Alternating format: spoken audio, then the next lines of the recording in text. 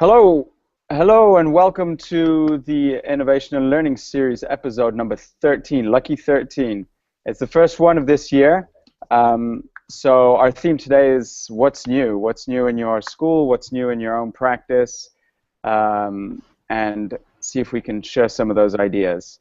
Majority of the people here were all at the Learning2 conference in Manila, so we're going to start off by having them tell us what they discovered there that was maybe new. But let's start with introductions. Let's start out with David and move across. Yeah, I'm David Beatty. I'm the Director of Technology at the International School of Stavanger in Stavanger, Norway. Diana? Hi, I'm Diana Biabat. I'm a Learning Innovation Coach at Shekou International School in Shenzhen, China. And Gary? Gary Coyle, Director of Technology, American Embassy School, New Delhi. And Maureen? Maureen Cullen, the Middle School Technology Coordinator at the American Embassy School in Delhi. Max? Max Wright, really me? I'm at the end. Max Wright, Tech Integration Specialist, Kuala Lumpur. Sean? Yeah, I'm Sean Kirkwood. I'm an educational technology coach at the Singapore American School. And I'm Ben Sheridan. I'm an instructional designer at University of Kentucky and PhD student. And I'm Marcello Mongatti. I'm middle school technology integrator at the American International School of Muscat in Oman. So, everyone, but I think, Gary, you weren't in Manila, were you? No, I wasn't. So, yeah, Gary, Max, and I weren't in Manila, and we'd like to just hear what you all, I know, Sean, you had an extended session there, right? And and you did a pre-conference session, Diana, is that right? Yes, on coaching, yes. So, yeah, what was it like? What was new? What was the vibe? What was the takeaway? I think the theme of the conference was disrupt, rethink, and change. And so there were a lot of conversations around what is disrupt, or what does it mean to disrupt. One of the sessions I really enjoyed was we had, on the last afternoon, we had student-run sessions, and like every session that was run by a student. And that was interesting just to see the diversity and scale of some of the projects the students were undertaking. I think one of the larger takeaways that I had when someone kind of brought it to my attention is that the majority of those really significant projects are projects that kids are doing outside of school. They're not part of school. And so what I started wondering about on the way home was kids obviously have the desire and the skills to be able to do these incredible projects, but then how do we leverage that within school and make it count for something? Yeah, that's the old get out of the way notion, right? Yeah, I think there's a whole discussion there. You said make it count for something, Sean. So yeah, that's a lot to that question. Yeah, and maybe it's not so much as making it count for something, but how do you place a value on it and then make it work towards, say, a college application or something else? Because some of the projects they're really significant projects, but in a traditional sense don't necessarily. I know in the Australian system where it's really a score entry for the most part into university, those projects, unless it's developed into a portfolio and it's a different university where you can enter purely on a portfolio, it doesn't really necessarily directly contribute to you, say, moving into a university role, and then whether or not university is the right way to go as well. That's another maybe disrupt question. Yeah. Mm-hmm. Well, placing a value on it, you have to give that value. The value has to be in a currency that fits, like educational establishments like the ones we work in, right? So that's the trick, is translating, having that common currency as much as possible between what kids are passionate about and what needs to come out of our schools. Yeah, I think that's a great discussion, actually, for another day, a future innovation and learning series. You know, the whole conversation about currency and what we value and what kids are doing outside of school. I noticed the same thing, actually, Sean. I don't think I was in the same thing you were in, but and there was another conversation that I was in, and kids were showcasing their work, and it was all the stuff that they hadn't done in school. Well, one of the student presentations was sort of that way, wasn't it? Yeah. Yeah. Everything that this kid had done was not part of a course at all. It was just totally on their own. Yeah. One of the things that I did see that was maybe like a change, or something that is changing, that I think is a really positive thing going forward, is the notion of personalized learning time. So like 20% time or Genius Hour, those sort of options. And I know that Diana's school is doing a really formalized job of that in the middle school. They have an AMPed project, and like my school is looking at how they can implement that in elementary school and the middle school. And so I think that's exciting to see. Hopefully, kids getting the opportunity to follow up a line of inquiry, or educational experience that they drive themselves. I think that's pretty exciting for me to think that that's happening in a lot of schools. Can we dig a little bit deeper on that topic, Sean and Diana? I'm curious, if your admin has placed value on that, how have you reconciled the whole idea of what do you take off the plate to, make that 20% time? Because that's, I think, the thing that we struggle with. Conceptually, we're all on board with, valuing student choice and opportunity, but, reconciling it against, at this point in time we have X amount of curriculum that needs to be covered, and how do we, what goes in order to make room? And that was Reed's that was one of Reed's talks, and I think he did a great job of sort of framing it in a nice way that you can approach it in a conversational way, or almost conversation starter. So, and that's all the talks we were talking earlier have been put up on YouTube and stuff. So if you have a chance, because his was like "What Gets Cut" was the name of it, and sort of like. There's like, 130 standards they have to cover in 3rd grade or something crazy like that, and so how can we do that? There's almost as many standards as there are school days, he pointed out. So I think that's a really good question, Gary. What was, since you saw that, Ben, what would be like the Reader's Digest condensed version of what was his his take on that? Less is more, and we need to reduce. I don't know. I think it kind of, what I got from it was, what I was reminded of was sort of AES's no homework policy in the elementary school, right? And it's like, what do you value? So that what you send home shows what you value. So if you're sending home packets and busy work, you're showing that's what you value, right? And so what we decide to cut maybe not necessarily says we don't value this, but what we leave in shows this is what is at the core of our value. And we feel like, this will allow us to achieve what we believe is most important for our kids. Go ahead, Maureen. No, I guess to kind of piggyback on that, when we talk about like, okay, it's either one thing or the other, and we have to cut things. What I'm wondering about is it really either or as we start to move towards standards-based, are there just different pedagogical ways to reach the standards? That you don't necessarily have to, can some of that 20% time also be working towards standards in your classroom? Is it something, do you see what I'm, is it a replacement thing, or is it a? Yeah. So let's go back to. Or is it reframing? I don't want to go off on a tangent. I'd like to hear Diana and people who are implementing sort of the 20% time to talk about how they're doing it.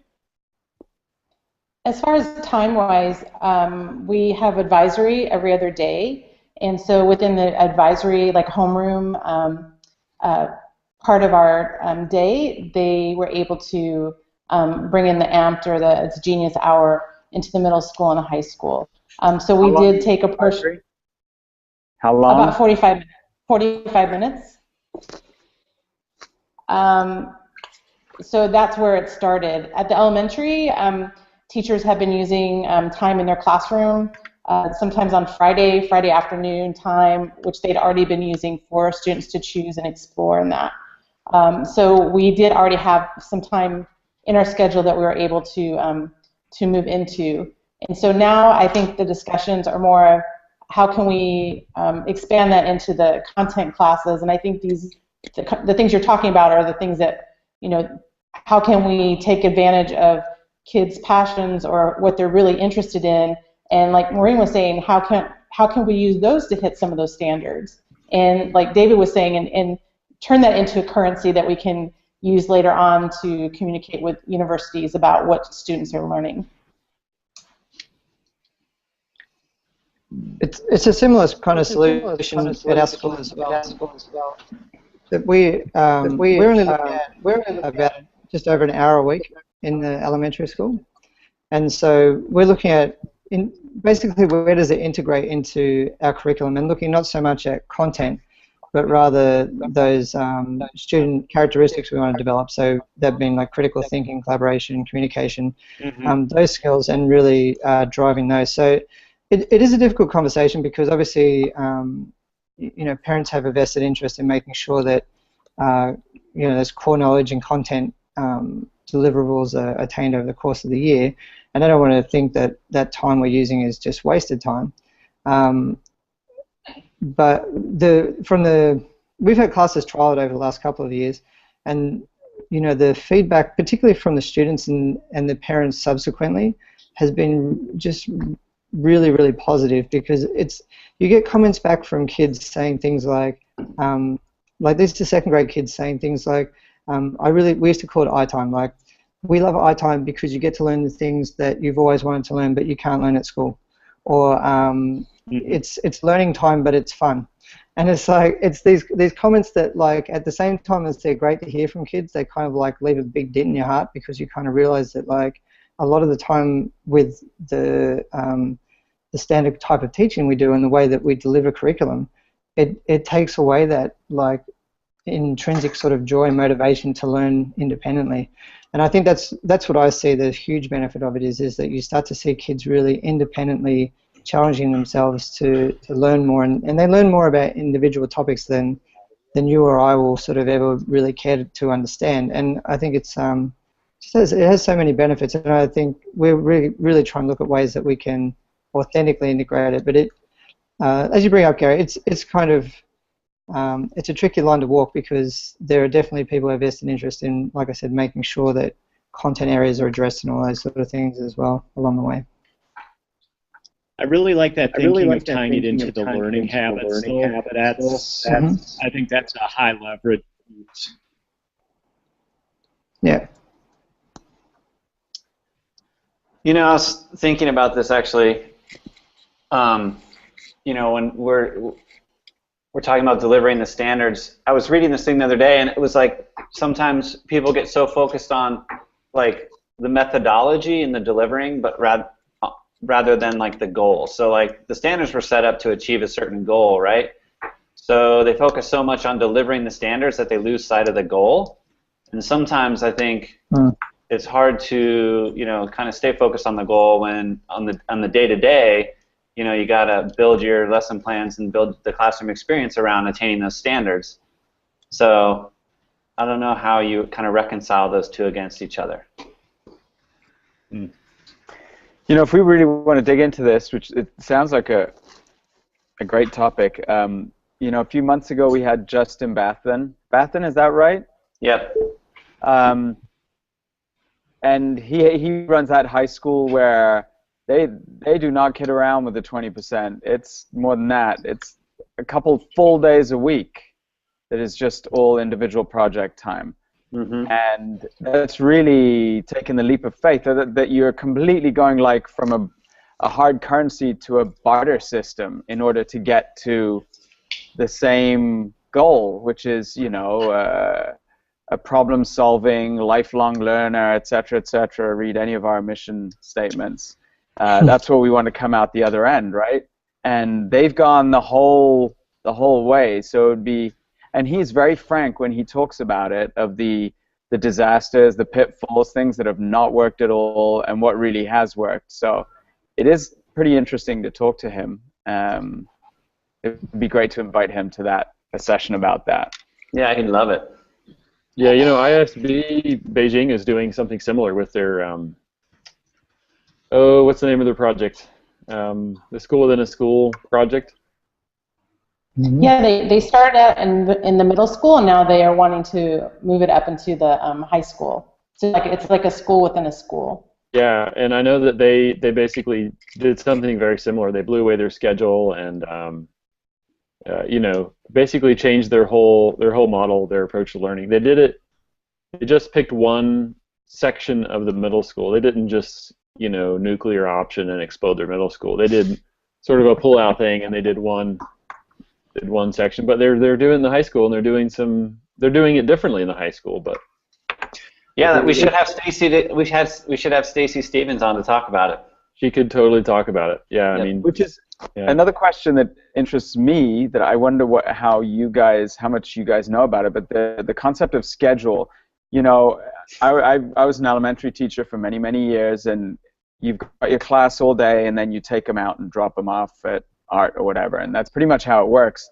But now I'm in middle school. We have a block system, which blew my mind for a year and a half before I understood a 6-day rotating block system. And we're starting to look at, is that the best thing for a middle school student? Is that what works the best for her? And I really can't imagine what the alternatives are. How else does it work? And what are the scheduling ideas that are maybe outside the box? And what benefits do they have? How can that impact learning? And I would love to learn more about that. If any of you consider yourselves experts or ignoramuses, you're equally qualified to be part of a session, right? So I'm going to put that on my short list. Yeah. One of the things at this Learning2 was the disrupt strand. And so these were some people, about 20 people who either individually or in groups really worked out something they really want to do, and they pitched it. And I don't know if they've got it on YouTube or not, but the two like kind of they had some financing that somebody donated some money, and so they had two of the groups present at the final gathering, and we voted. And one of the groups was to make school like Learning2. Yeah, that is on there. I just shared the YouTube playlist link. Yeah, and I also put a link to the ISB thing on there as well. I'll put all these in the notes. Academy. But the idea of taking concepts of the way that we do things at the Learning2 conference and applying that to a school day or a school week, or when you have cohorts and you have certain things you want to go to, and the different things that you're interested in. Unconference idea. Yeah. And it kind of piggybacked on Sam Sherratt's talk on breaking molds, which was really cool. A really cool talk, not only because he did all the artwork himself, which was really cool, but he had really definitely gave you some food for thought around these sort of like, the ice cube tray of a schedule, and we bucket everything and we put everything in a certain way, and the classroom looks a certain way, and he challenged people to sort of think, remove the molds, as he would call them, and just like we're talking about, like how do we integrate these things into the curriculum.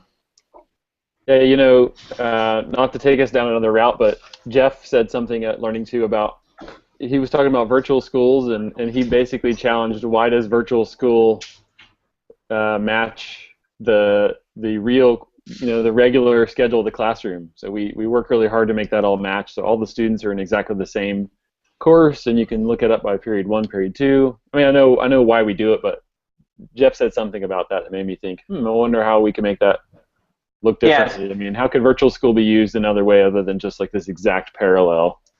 So like an online, yeah, so like you create like an online presence for your class, but it's still bucketed by your class. It's like, why can't like grade 5s and grade 2s be in the same space? Right. Or, you know, one section of grade 2 and, you know, or all sections of grade 2 be in the same place? Why do we have to like replicate our, you know, homeroom 1, homeroom 2, homeroom 3, you know, keep everybody separate in that online space? Yeah. Yeah. Or even other, you know, other big ideas that are go across your whole middle school, for example. You could have a course that where kids can get in there and learn about what they will learn about. And anyway, I thought it was an interesting idea. Sparked some ideas. Yeah. Yeah, let's not worry about tangentializing the conversation here. I think what this is kind of turning into a just generating ideas for what we want to talk about. So just keep going like this. I love it. Cool. So I was in John Burns' Hack Your School. It wasn't a pre-conference, it was a longer extended session. Was anybody else in that? On a different day, maybe? I was. I went. Yeah, I went the second day. So you went the second day. Okay. Yeah. Okay. Yeah. So you can chime in, Maureen. But it was I like the idea of I mean, he was basically talking about disrupting your school, but he gave this pretty specific format of taking a chunk of your day, and I mean taking a chunk of a week, or you know, like take one day with a set of your faculty or all your faculty, and really tackle one idea. So it wasn't a completely brand new idea, and he said that, you know, but I like how he kind of pushed us through to think about what we could look at our school. So he was encouraging us to pick one thing at our school that needed change or needed just a kick in the pants, and to either figure out a half day or a full day session where you can bring in all the right people and just basically work through it. So, or either kickstart something, you know, an initiative for the future, or just like a one-off, take it and go with it. Yeah, so. I don't know if it was different the second day, but one of the things that he talked about, which we've been kind of interested in doing, is, you know, having it revolve a little bit around, you know, design thinking, but having, you know, I might be interested in getting the faculty involved in on social media. Somebody else might be interested in revamping the schedule. But then at the end of the day, there's this panel. It's like the Shark Tank. Isn't that what did he talk? The Shark Tank idea. Yeah, he talked about that. Yeah. Yeah. Yeah. It's kind of like it was called he called it a hackathon, and we kind of changed it in our session to maybe be like, you know, an idea-a-thon or a design-a-thon kind of concept. Yeah. Yeah. But he was great. It really we was. toyed around with is you know, applying that hackathon model to a PD day where, you know, a unit or an assessment would, you know, get thrown under the microscope, with the outcome being that after, you know, 3 hours we've, you know, come up with something, you know, totally new and innovative. I'd love to play around with that at some point. Yeah. Yeah, it was a cool idea, I thought. You need some pretty good tools to crank through something like that. You know, some good dialogue, discussion, decision structures in place to... Protocols for that to be fruitful. Yeah. That was the word for Learning2 this year, was protocols. Like everybody was throwing protocols out left and right. You know, it was pretty funny. Turned into a drinking game, I think. Pick a protocol. I think one thing with when you do something like that, whatever you call it, or you're having people come together, they have to feel safe, and they have to feel that it's okay to throw out ideas that maybe might sound out there. But sometimes I can't remember who's else who talked, or kind of that, those are those ideas that get thrown out there that then get, you know, to lead to other ideas, which can also help as well. So I think a huge thing is that the staff feels safe to share and to also, you know, say things that this isn't working because, and feel okay to do that. Was that free range learning by Claire? Is that the one you're talking about? I don't know. It may have been. I've been at 2 different conferences. My kids, they're starting to meld together. No, but the idea of that sometimes you have to go through the crazy ideas to get to the ideas that'll work. Sure. And that's sort of like the principle of design thinking, right? It's like you need 100 ideas in like 5 minutes, right? So just throw it all out there, because sometimes you have these preconceptions of what will work, and then sometimes you just gotta like shuck those preconceptions and throw all that stuff out there. Shuck them. Yeah, you might get a little nugget. Because someone else might pick it up and run in a completely different way with it, or they may look at it from a different lens and say, oh yeah, that could work in this, in a totally different way than you were thinking about it. Yeah. Yeah, we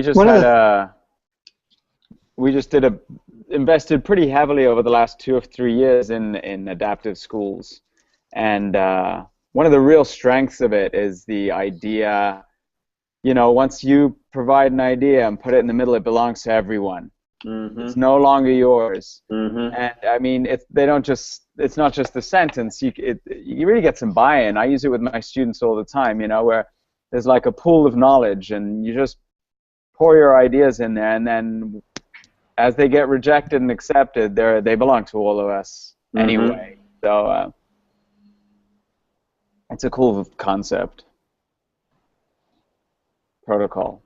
Have your people been to the adaptive schools training, or did you just somebody bring it back? We went.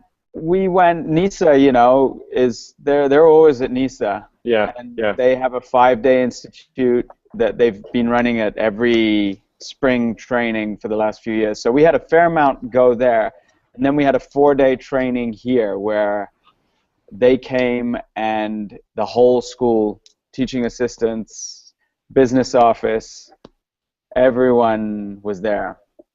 Yeah. Which is pretty cool, once top to bottom, everyone is paraphrasing everyone else. It kind of has to be that way,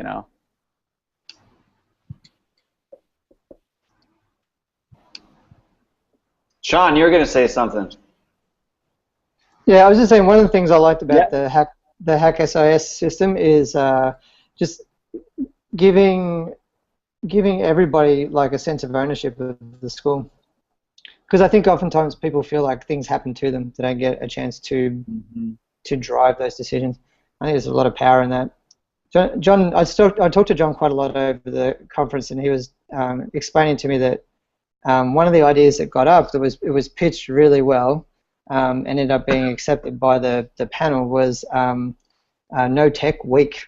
So it started off as the No Tech Day, but then they ended up deciding that like anyone can get like hold their breath for a day basically and not have a computer for a day, but to really get that full impact of like not having technology with you, you really need to do it for a week. And so they had like, well, correct me if I'm wrong, Dana, I don't know if it's already happened, but it's been accepted that they're going to have like a week with no technology. I thought it's just kind of cool. Like Ben just mentioned a second ago, sometimes you need to have like those really out there ideas, shake things up and get things moving in a different direction and give people, a new perspective on stuff. It has not been scheduled. We're going to be following up with the different groups that presented at Hack shortly and kind of get some feedback on the experience, but also where we go from that experience, if they're still wanting to try some new things or how we can support them to do that. It was a really great experience for our staff as well. I really applaud everybody who got up there and really took the risk to take the time and then present to the panel.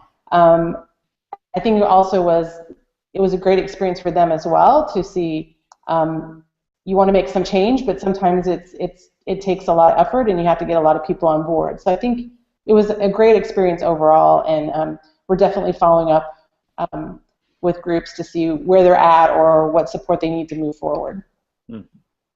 So I think for people who maybe aren't that familiar with John's kind of model, these hacks are brought by the staff, correct? Yes. Mm-hmm. And it's not like, all right, we're having a half day next week and we're gonna look at schedule. I think the power in it lies in the fact that they're brought by staff. Am I right? Is that the right? Yes. Mm-hmm. It was all staff. We invited everybody to participate, put in ideas. We used a half day of a PD day, which ended up going quite late into the evening. Then the groups that really wanted, we provided them with support. We provided money. We provided tools for them, and we gave them feedback on presenting. So we're reflecting, and we know there's some things we could do differently. Yeah, it was all staff driven. Is there a video of this, Diana? I have a very clear. I've seen this. There is yeah, we do have a video. Let me double check the site, but we do have a site for Hack SIS, and there is a video that kind of sums up all the different groups. Maybe if you could just put the URL in the notes so that I can get it onto the video afterwards, because I remember watching it. Mm-hmm. Yeah. Well, also, Hack SIS. Yeah, let me just double. I'll get up there. What I like about that is sort of like, everybody says they want to change and they want to do different things differently, but like you can't get different results if you do the same thing, like you got to change something. So, where do we start? And I love the conversation of like, well, where do we start? Like let's talk to the teachers, they're kind of like where the rubber meets the road, Mm-hmm. So I like that everybody's involved and it's trying new things. And the thing is like, change is really hard, especially when you're looking at changing culture too, which is a long-term thing. So, and not everything's going to work, right? So, it's interesting this idea that you can, come to a consensus on something, give it a go. Maybe it won't work, maybe it will. Maybe pieces of it you can take and move on to something else, But like, at least you're doing something, And the panel was, we had a parent, we had a student. We had our head of school. We had a variety of people who all had different perspectives, and that came out in the feedback. The things that you might not think about when you have your idea for change. So I think it's a very powerful experience. Yeah, it sounds great, and it sounds like something that could be, done differently at each school, and however it fits your school. Did anyone come back this year to as far as you're trying something you never tried before, or your school's going in a different direction? Everyone's in the same job they were in last year, right? Oh, you're talking about overall. You kind of broke up there, Marcello. You're talking about overall, right? Not a Learning2 thing, just moving a new away thing from Learning2 now yeah, for a good. second. Yeah, something new at our school. Yeah. Okay. No, huh? Yeah. Everyone's doing the same old thing. Stuff. We're doing that. Go ahead, Max. Sorry. We're trying to get into design and maker ideas. So we've got a cool space to work with. We've kind of gone around it backwards. We've got a cool space. So now we're trying to think about what we can do with that space, as far as some design ideas and maker type ideas. So you kind of proposed that as a topic, right, Max? Yeah. Yep.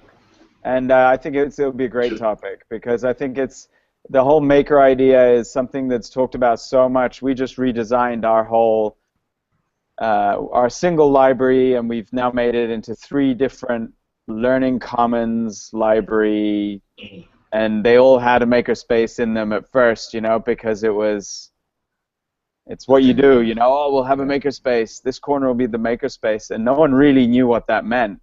Right. And I think that happens a lot, and it would be great for us to really look at what that means, and maybe get some people who, John Rinker's really into that, and we could get people in who could tell us about their experiences. Does anyone here have experience with makerspace for real? For real. For real. We're just starting this year ourselves.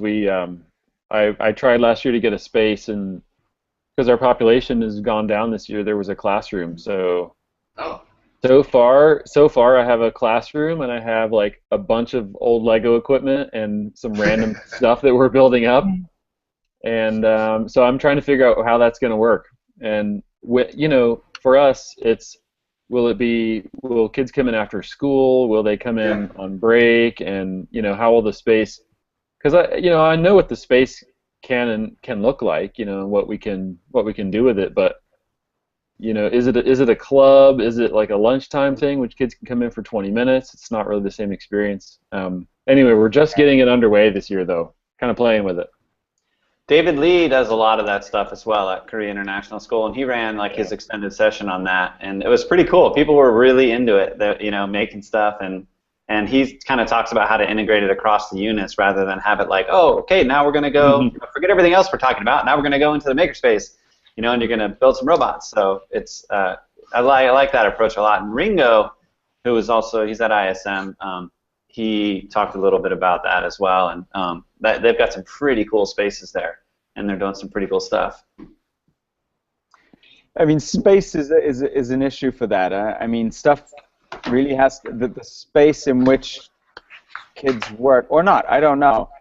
You know, you have to have stuff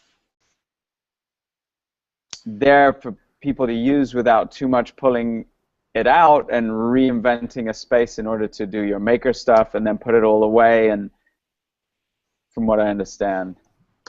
Yeah. Everyone starts with the space. Yeah. Well, but also a mindset, you know, why would you have to put it away? You know, like why not just have like a space where you have like a soldering iron, and then next to it you have a computer that you can work on, and next to that you have a space where you can, you know, take out a pencil and paper and write it. You know, like that idea of flexible space, which is something that kind of I've been thinking around, because, you know, we don't have a lot of space in a lot of these schools. You know, some have like building moratoriums where you're like not allowed to build anymore, you know, like what you have is what you get. So let's put everything on wheels and sort of, you know, make it a space where, like Dave, you said, the library, you know, like why not have a library / makerspace? You know, I mean, why couldn't those two things go together, you know, like, you know. Yeah. That's what we're doing in the elementary school. Our elementary maker space is in the library, and we're just getting that up and running this year using M308. For those of you guys that have been to our school, one of the old computer labs in the middle school is in the process of, you know, a conversion. And then the big grand vision is doing you know, a big remodel in the high school, and you know, putting together a serious maker space and tying in some, you know, curricular changes with maybe a long-term vision of, you know, looking at that school within a school, or, you know, another opportunity for kids besides the IB diploma or the AES diploma to use that. So, you know, I think a lot of us are in the same spaces as far as, you know, seeing the value in it. It's just, you know, how do we move forward? And, you know, I think David kind of hit the nail on the head that, you know, there's many different paths to it, whether it starts as a club and then moves from there, or we start out by, you know, looking for those curricular integration points and leveraging it that way, or, you know, is it just totally a, you know, a drop in and drop out space? Yeah, or could anybody use that space however they want? Maybe they don't want to pick up a soldering iron, but maybe they want to sit there on their laptop and do their 20% time, or, you know, like work on something. What I'm interested to see is, you know, like this rise of like nanodegrees. So like through Udacity, you know, like AT&T, I'm just looking at it now, I'll drop the link in. AT&T, Google, Cloudera, Autodesk, they are creating these courses that are being offered through Udacity, so, and they're like, anybody can sign up for them. You know, so why couldn't a student who's interested in becoming like a front-end web developer or an Android coder use that time, that 20% time, to actually engage in this like nanodegree course, you know, like at school. Like, we're not providing the curriculum, but, you know, they're providing the space and the time. And, you know, if that's what they want to do, like, I think that would be a pretty cool idea to like look at going forward. Ties in with that 20% time pretty well. The other piece that we're piloting this year is a new elective in the middle school called Create Your Own. That's really, based on, giving the kids that elective period to work with a teacher who's really just in a coaching role. And the kids are, developing, units of study. Some of them are, several weeks long. Some of them are the whole semester long. We've had kids developing poetry clubs. We've had kids, working on coding pieces. We've had kids working with, soccer coaches. It's weaving in that idea of choice, mentorship, and learning how to learn. Mm-hmm. How's that structured, Gary? Like, is it across the middle school?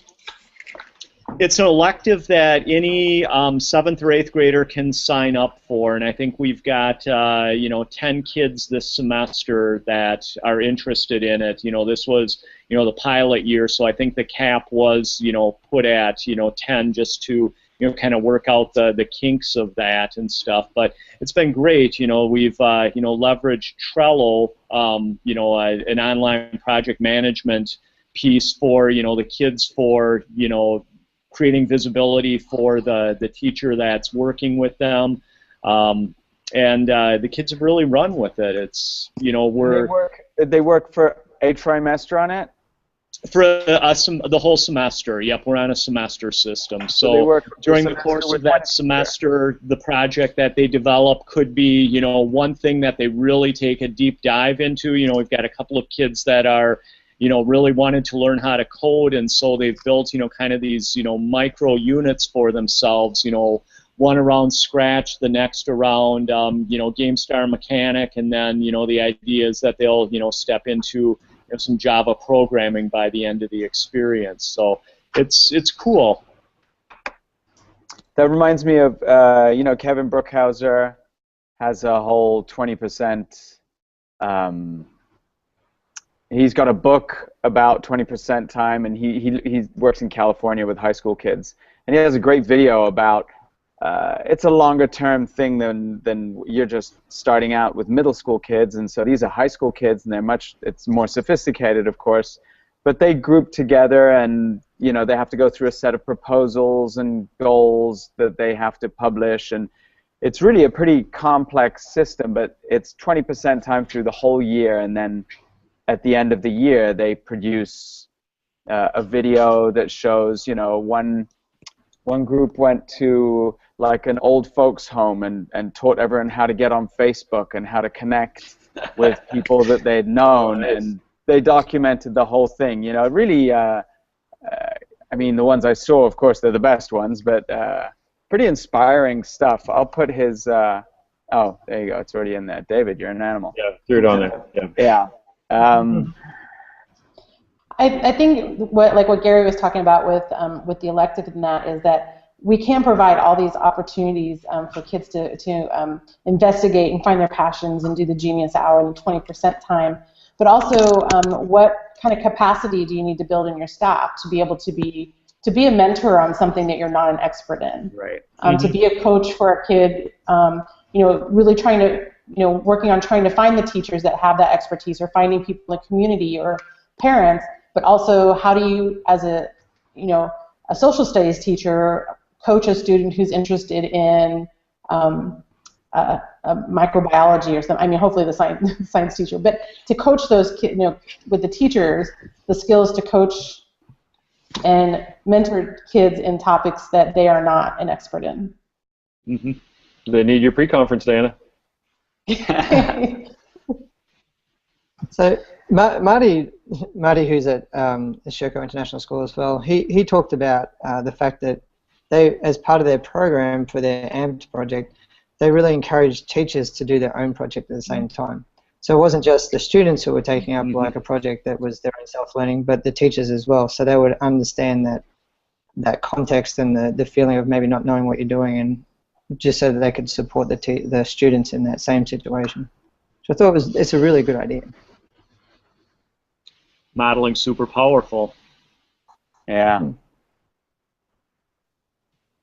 I think that, yeah, that's a great for the teachers to experience it, but also, like you said, for the students to see, an adult struggling with something or trying to figure something out that's a huge influence. Yeah. One of the things this makes me think about is, and I've been thinking about it the last few weeks, is I think about it in a really positive way, is that like individuals make huge changes in organizations.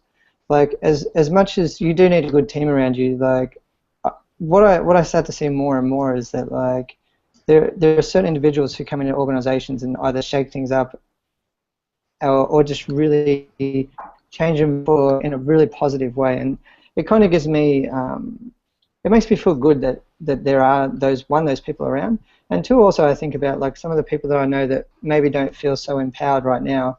I feel positive in being able to talk to them and say, like, you know, just go forward and do it in whatever way you can, because I feel like it takes those people to stand up and do things to get change happening.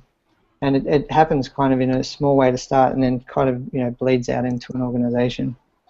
And that makes me feel really positive, because I see a lot of that in Sherco. Like, I mean, I may have a very romantic notion of how Sherco International School works, but I see a lot of, I just see a lot of really positive things happening there. You know, people trying things, and when you talk to Diana or the other people that work there, like, there's a really positive feeling about it, and a positive feeling that individuals can change things. Which doesn't always happen in organizations, I think. I think a lot of people feel tempered and, you know, not necessarily in control of their own impact on the organization per se. And I think that's a big thing. If you watch John's L2 talk, he talks about being the men and women in black and being behind the scenes and really helping others. I think that's what we have here as well, is we really want people to succeed, and so providing the support and you know, even we're in the background, but we want people to be successful. So I think we have a great school culture for that to help, school culture and environment for that to happen as well. Yeah, and like you said, shine the light on. Sorry, I don't know if you can hear that lawnmower just drove by. But shine the light on the people who are doing the things that are awesome. You know, it's not about you. It's about like everybody who's doing awesome things. Sean, I was tearing up when you were saying that. It was lovely. I mean, really, it was really cool. What has happened to you, man? It's funny, because sometimes I think in organizations you look at like individuals who bring that organization down, and or not bring the whole organization down, but certainly make you feel like, you know, the end is nigh and like, what can you do? But then that's what I thought about at Learning2, was like, you see all these. Well, actually, I had a conversation, I can't remember who it was with, I think it might have been with John Burns, was we were sitting at lunch and we were saying, wouldn't it be amazing if you could take, like, basically we looked around this lunchroom and we're like, you take like 30 or 40 of these people and like dump them in one school, it'd be insane. Like, I mean, yeah, it just would be a powerhouse, you know? But it's good to know there's individuals that are in schools. Sometimes too.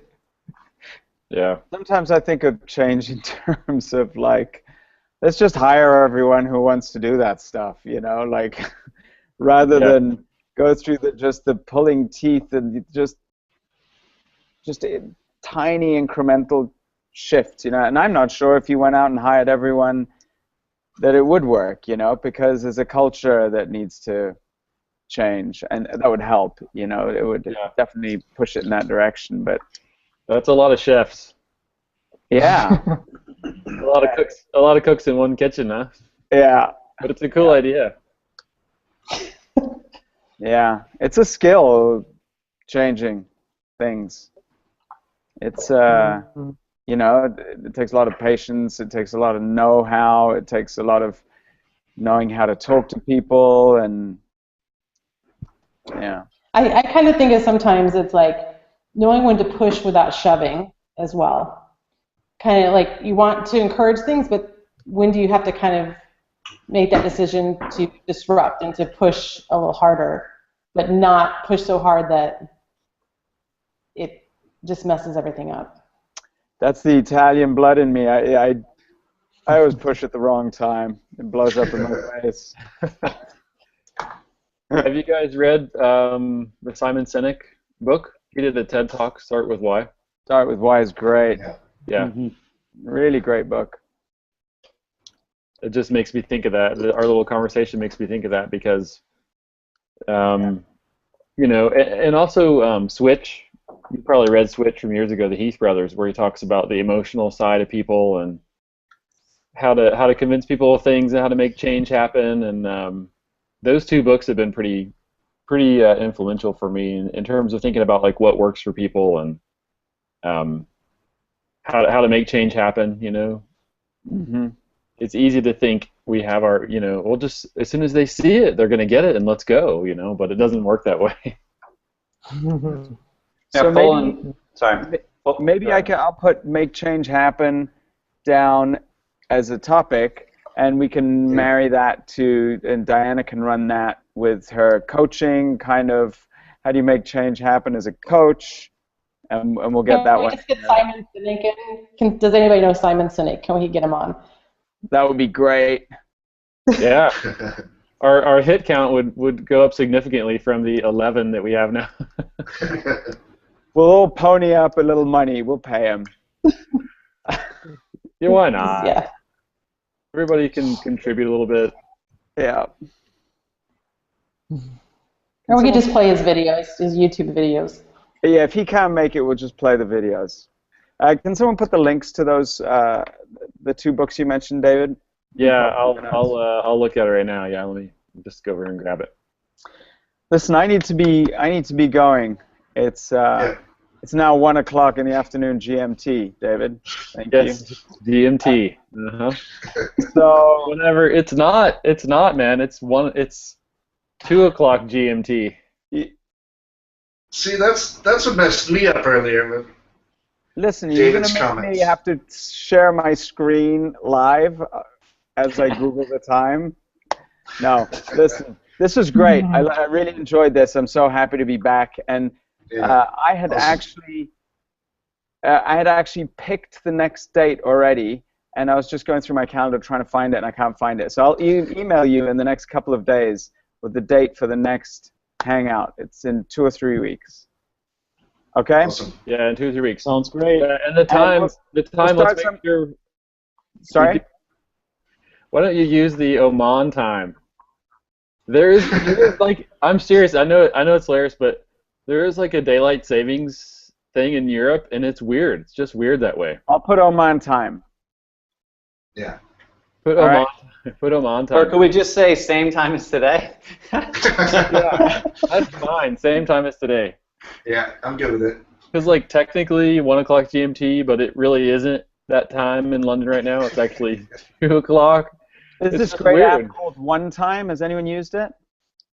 No. Oh, you just put all the cities in, and then it puts them all on a circle, dots on a circle with half of its daylight, half its nighttime.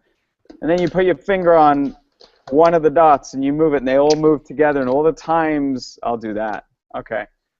People don't need to hear this. All right, let's say goodbye. Let's say goodbye, and we'll see everyone at the episode 14. But until then, later. Bye-bye. Sounds good. Cheers. Marcello, don't close.